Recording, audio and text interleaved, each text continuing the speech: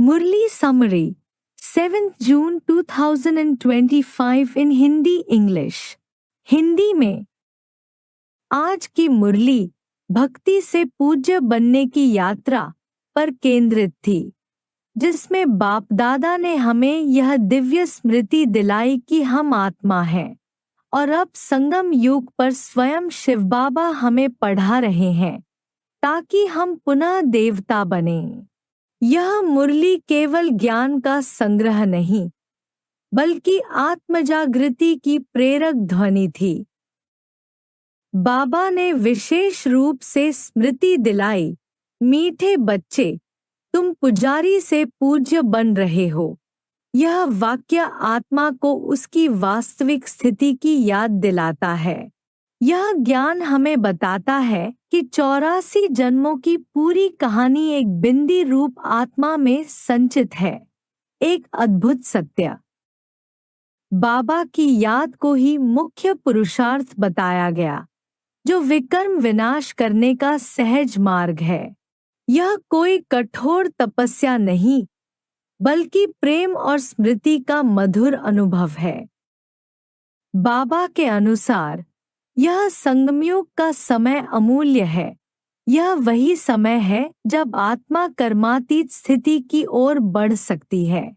मुरली में यह भी स्पष्ट किया गया कि हम इस अंतिम जन्म में ब्रह्मा कुमार कुमारी बनकर पवित्र जीवन जी रहे हैं, जिससे स्वर्ग का अधिकार पुनः प्राप्त हो सके। शिव बाबा के अनुसार यह जन्म अब कोई सामान्य जीवन नहीं, बल्कि आत्मा की सर्वोच्च स्थिति प्राप्त करने का अंतिम अवसर है। Om Shanti. Today's Murli focused on the divine journey from worshipper to worshipworthy, wherein Bap Dada reminded us that we are souls, and at this confluence age, Shiv Baba himself is teaching us to reclaim our divine deity status. This was not just spiritual knowledge, but a wake-up call for soul-conscious living. Baba lovingly said, "Sweet children, you are becoming worship-worthy from worshippers."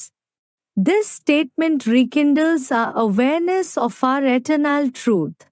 The Murli beautifully shared how the soul, a mere point of light, holds the entire 84-birth story, an engineering marvel of divine order.